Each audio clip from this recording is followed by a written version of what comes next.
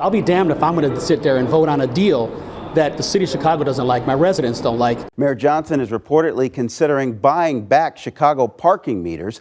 To do so, the administration would need to buy out the remaining 57 years on the lease. We're talking about a likely price tag of billions. In 2008, under Mayor Rich Daley, the city sold the parking meters to a consortium led by Morgan Stanley, Alon's Capital Partners, and the sovereign wealth fund of Abu Dhabi.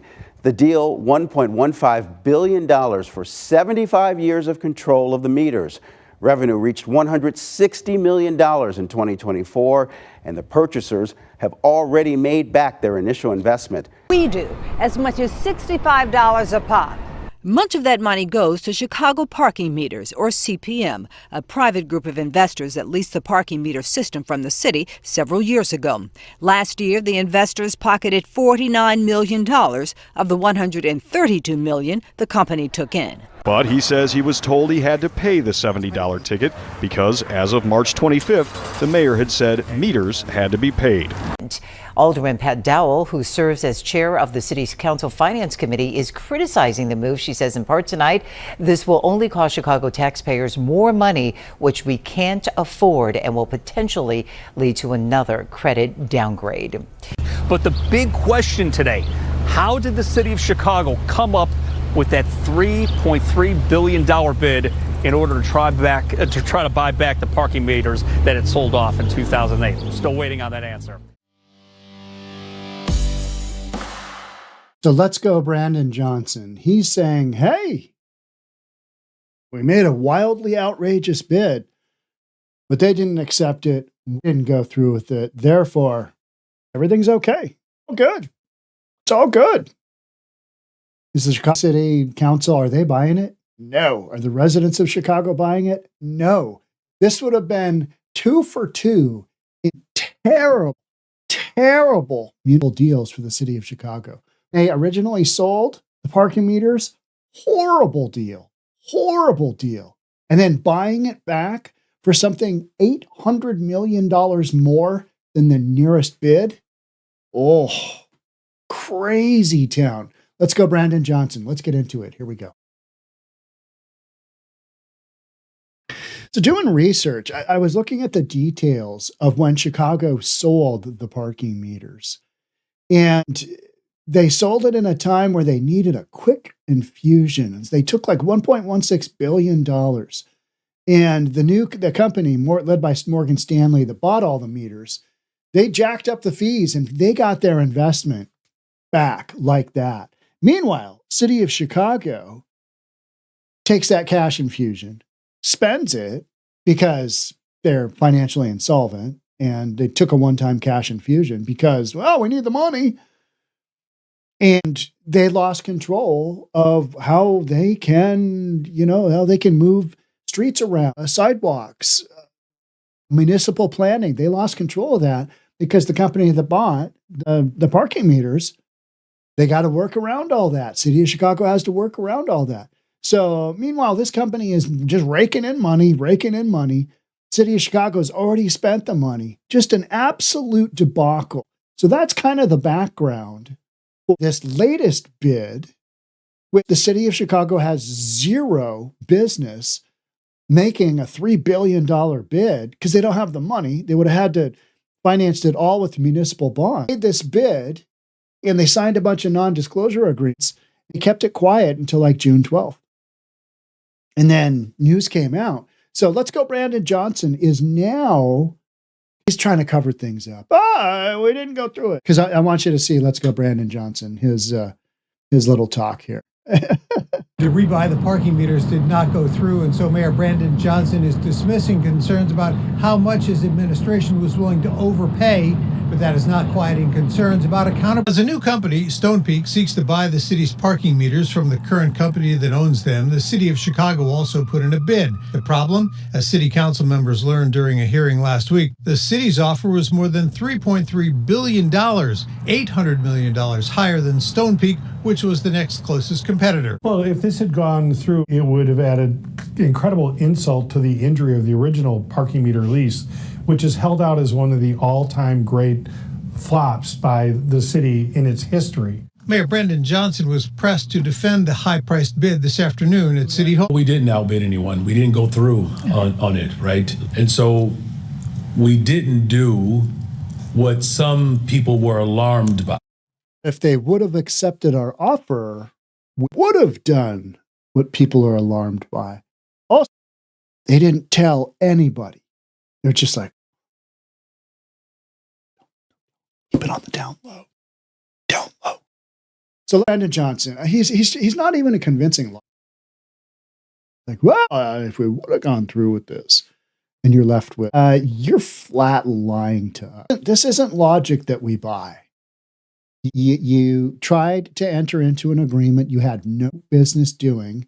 Why were you going to pay $3 billion when the next closest bid was $800,000 less? Who's running your numbers? The same dude that sold this for $1.16 billion back in the day and basically gave up all control of everything associated with these parking meters, including long-term income stream from these parking meters. Oh yeah, let's sell it today. I'll gladly pay you today for a hamburger on Tuesday. That whole thing. Just let's keep going. Didn't do that. It wasn't just the bid for the meters, but the whole process that was shrouded. We didn't do, well, we didn't outbid anyone. We didn't go through on it, right? And so you did outbid people, but the sellers recognized your offer was way weaker because you'd have to float municipal bonds. They questioned your ability as the city of Chicago because you're basically financially insolvent, and your ability to run your city long term is questionable at best.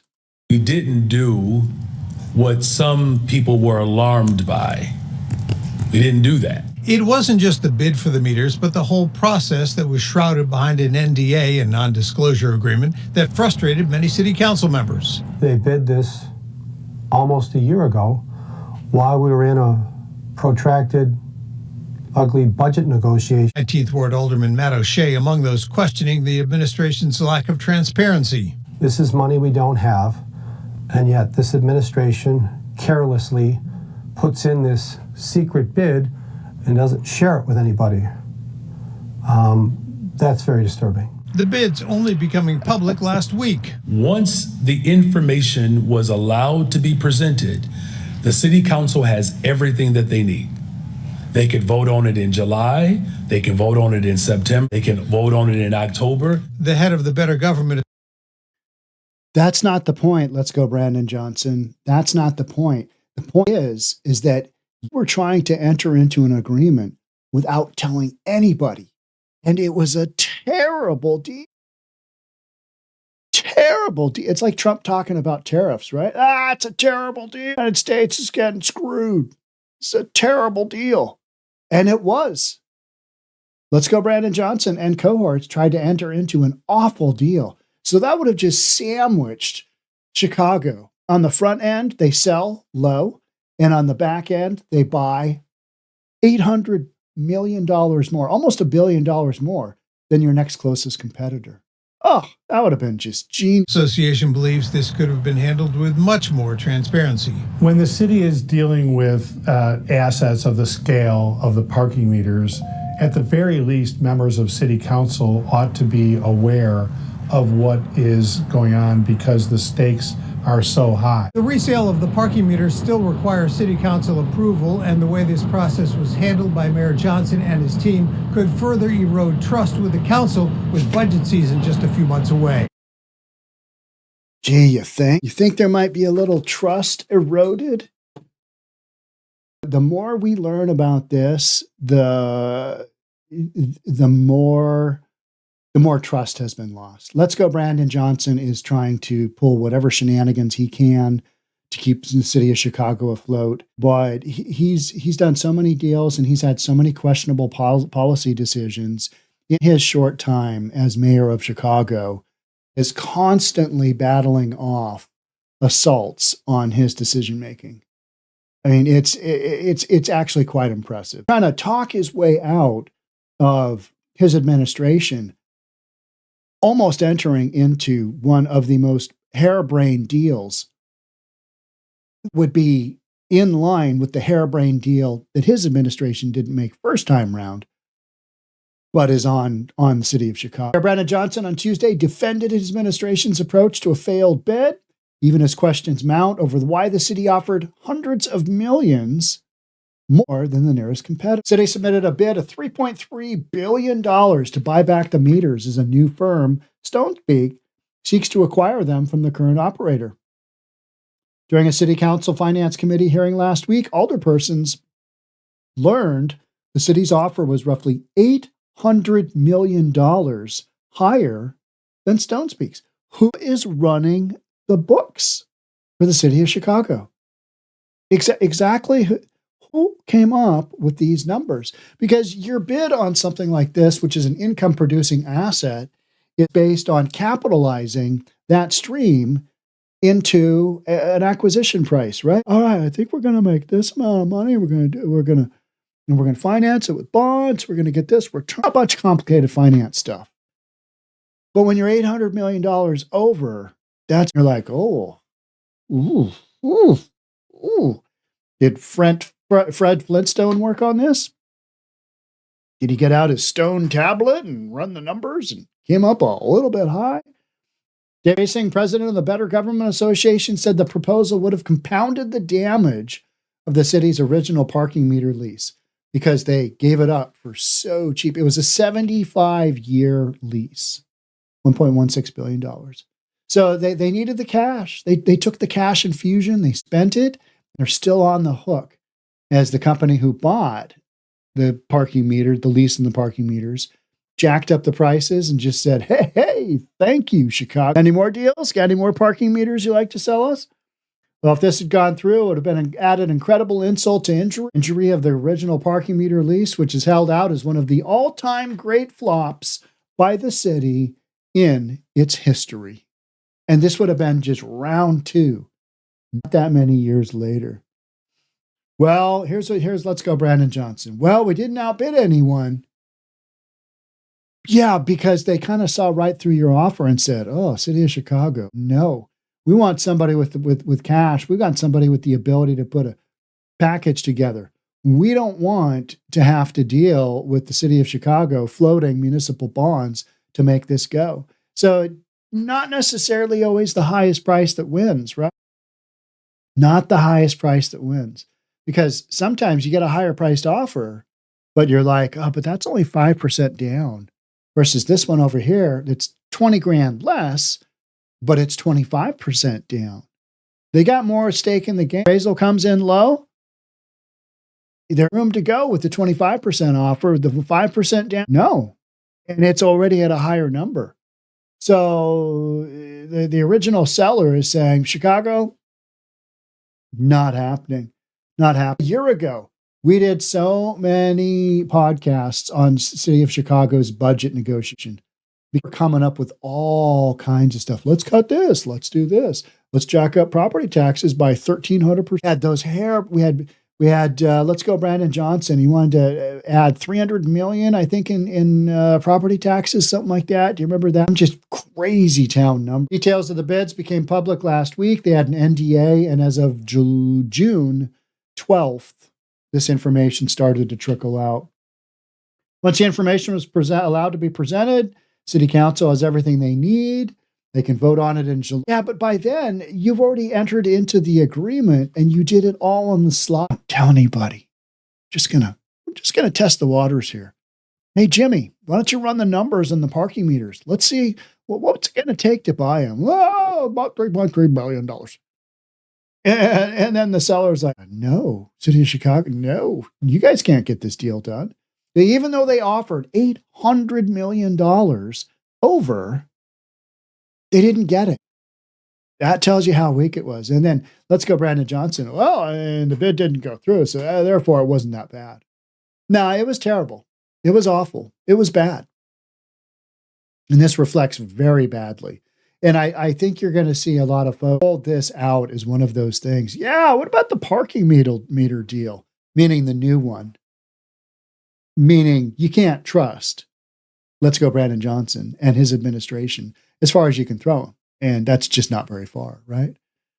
I saw that speaking of Chicago and politicians, you can't throw very far. We had our favorite Tahoe Tiff, Henyard from Dalton, in the township of Thornton. She won her court case against her landlord, and the landlord had to pay her attorney's fees. So it was Tiffany Henyard, and Tiffany got off, and the boyfriend was on the hook, and it was just one of those deals where you're like, what happened here? What did somebody pay off somebody? Because Tiffany Henyard basically got off, and because she'd been by her landlord, and she's now in Georgia. She's now in Atlanta running a clothing store and trying to become a Republican member of council, whatever, in Atlanta, Georgia, in a suburb of Atlanta, Georgia.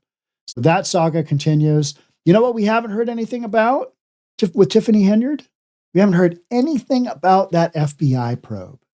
Now, everyone was all, oh my word, Tiffany Henyard, FBI. That it was like, oh, she's going to prison. It was like, oh, she's going to prison. She's going to go to prison. And what did I say? No, nothing's going to come of it. But I didn't expect it to be a couple of years later and virtually no mention from the FBI. Are they still working on it? Have they buried the case? They're doing nothing. I don't think they ever did anything to begin with. You had Lori Lightfoot come in with her recommendations, and hey, a lot of money we can't account for. But the FBI, they did what they had to on the, appear. And then we haven't heard anything. The city is dealing with assets of the scale of the parking meters. At the very least, members of city council ought to be aware of what is going on because the stakes are so high. Yeah, the whole non-disclosure, the whole keep it on the sly, keep it on the down low. You're going to have to come up for air at some point in time and disclose this to everybody. And they're going to go, I'm sorry, what? It's like the dude that goes out and buys the super expensive car to a massive loan, massively high interest rate, and doesn't tell his wife. At some point in time, that's going to come out. And some point in time, that's going to come back to bite him in the rear end. Like, better to ask for forgiveness than permission, I think is the term there. That's exactly what you've got going on here with Let's Go Brandon Johnson. You've got a situation where he's asking for forgiveness. He's not even doing that. He's like, well, it didn't go through. It's like a guy buying the truck for $150,000, putting $2,000 down, taking an interest rate of 19.9%, soon to bump up to 22%. And because he's got bad credit, the credit company says, no, we're not selling you this car, not even on the terms that you're willing to pay us. And the wife finds out, and the guy goes, well, the deal didn't go through. Yeah, but it would have if you would have pressed it. If you would have gotten this deal, you would have. I'll take it. Oh, but then the city council would have had to have approved it.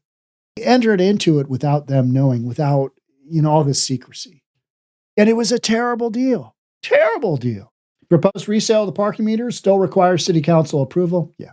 Budget season approaching. Administration's handling of the bid may strain relations between the mayor and council members. Have questions about Let's Go Brandon Johnson's fiscal responsibility. Well, the dude just isn't all that bright. That's the bottom line, right? He's never had to make decisions that come back to him. Just let's do it. See what happens. He doesn't even see what happens. He's just like, Oh, I wish they would this deal. You know what? They wouldn't have closed on it. That's why I think the original seller said, no, not dealing with Chicago. We're dealing with these other guys. They put together a partnership or whatever, however they even structured it. I don't even know. It's the buyer. Almost doesn't matter, right? Because Chicago would have gotten it. Oh, that would have been great. Hey, what was the next bid? $800 million less. That would have been stellar. That would have been podcast for days, weeks, months, years. Make sure you're subscribed. Hit that notification bell. Thanks so much for joining. I'll see you in the next episode. Bye for now.